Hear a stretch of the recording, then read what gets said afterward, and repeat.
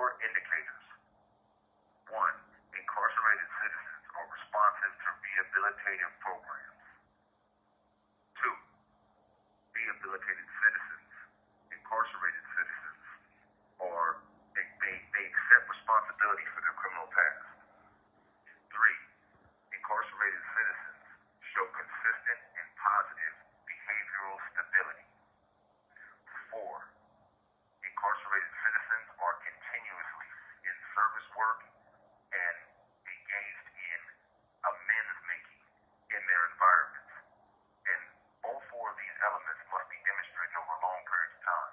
So I'm going to go back and talk just a little bit about each one of these 4 indicators. So indicator 1, they are responsive to rehabilitative programs. That means that in whatever prison or facility they're in, they are taking advantage of the self-help groups, of the education, of the vocation, of all the training programs that help one to get their lives back on track. They're taking, incarcerated citizens take advantage of those programs. So point 2 was that incarcerated citizens accept responsibility for their criminal past. This means that they don't blame their crimes against the community on poverty, a poor upbringing, any addiction, any of the things that are factors in what influence people to make bad decisions, but are not the reasons why we commit crimes. We commit crimes because we make the choice to offend. So point 3 was that incarcerated citizens are consistent and positive in their behavioral stability. What's that mean? That basically means that incarcerated citizens aren't going to be getting in trouble in prison. They won't be breaking rules when people are watching or when people ain't watching. They live in a positive manner. They show emotional stability through the ups and downs of prison life. They show behavioral stability in their interactions with staff and with other inmates. And they show cognitive stability. They're able to think and to plan and to live in ways that help the environment that they're in. And that leads us into the last point 4, which is that incarcerated citizens are engaged in service work and amends making. Service work is the act of occupying, using your time to help others around you. That means that you'll find incarcerated citizens as mentors, as self-help group facilitators or leaders, as volunteers to do tasks around the prison environment that need doing. Amends making, the other half of it. Amends making is that incarcerated citizens have chosen to adopt a lifestyle of assisting in the healing process for others that have been affected by crime in any way possible. This means volunteering with organizations that work with victims. This might mean participating in fundraisers around the prison that go to help support community organizations. There's a million different ways to live a life of amends, and incarcerated citizens engage when they find it. So, in short, to kind of sum it up, an incarcerated citizen is different from the average prisoner in that incarcerated citizens care about community and their life reflects it. The content that you'll be watching on the Incarcerated Citizens Service Network is created by the following incarcerated citizens. My name is Mike Owens, and I'm an incarcerated citizen. I'd like to tell you a little bit about my journey. I grew up in a home that had some serious problems. There was abuse in the home, there were dysfunctions in the home, and there were some stressors on the home that were caused by the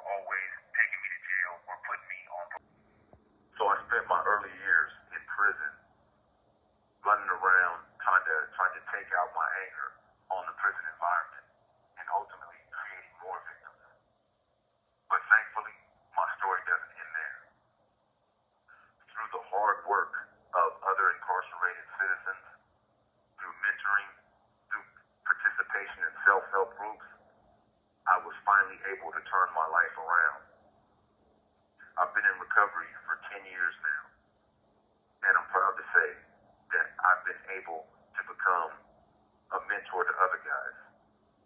After 24 years of incarceration, I'm proud to tell you that I'm a peer and youth mentor.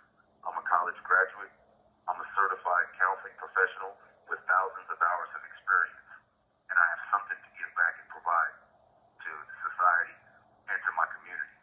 I'm passionate about teaching recovery here in prison, and I see that as my living amends. I hope that what you hear and what you see on this site inspires you to get involved in the lives of young men before they come to prison and before they cause a path of destruction like I did. I look forward to serving you and helping you in any way that I can, and I hope that you'll reach out. Thank you. My name is Jerry King. I've currently been incarcerated for 11 years for discharge of firearm on motor vehicle. And for that, I received 30 years to life. Unfortunately, my story is not unique. I grew up in a dysfunctional household. Both of my parents suffered from drug abuse. The majority of my childhood was spent on the move. From place to place, we were homeless a lot. Basically, we would stay with whoever would take us in. And eventually, my father went off to do his own thing. Throughout my adolescence, my unmet childhood needs of love and acceptance, of attention and security led to many dysfunctional beliefs, which were later reflected in my low self-image and my passive-aggressive behaviors. By the time I hit middle school, I was struggling with feelings of shame, anxiety, fear, powerlessness, rejection, just to name a few. And I didn't really know how to accept those feelings nor process them. I didn't know how to constructively cope with what I was feeling. And basically, I was looking for where I fit in. And long story short, I found my refuge in the gang lifestyle. Up to that point, I was cashing in on whatever social currency I could, be it the way I talked, the way I dressed, the way I acted in class, participating in drug use. These were all things that got me acceptance and attention from my peers and allowed as a distraction from the pain that I was dealing with at home. And so I basically latched onto these behaviors. My drive for acceptance furthered my vulnerability with peer pressure and further encouraged my negative worldview and basic disregard for school and the community. And I became very selfish in my determination to run from my pain. And gangs became another form of social currency for me. They basically became another form of distraction. Only this time, it was more than a distraction that I found. I found a direct path to basically rewriting my feelings and what I was going through. Through the gang lifestyle, I was able to construct a whole new identity. My shame and vulnerability became a false sense of pride and ego. My powerlessness became respect, and my rejection became acceptance. My fear became security and safety, or at least a false sense of security and safety. And I was very eager to adopt that identity. Ultimately, at the age of 18, I was determined to prove just how real my identity was, and I attempted to murder another individual. 6 years into my incarceration, it was when I basically found my breaking point. I was finally ready to admit that I'd spent my whole life running, and I was pretty much tired of running. And so I invested myself into rehabilitative programming that CDC had to offer. And since then, I have become a college graduate. I'm actually still a college student pursuing a bachelor's in communication.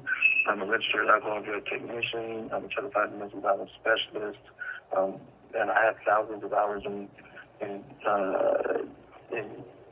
youth mentorship and intervention. And basically, overall, I've shifted my life from harming to healing. And it's time to pay it forward, which is what we're doing with this ICSN. That's what it's all about. I recognize that we do it together or it doesn't happen at all, and that my story, my experiences, my path can be contributed to paving the way and paying it forward.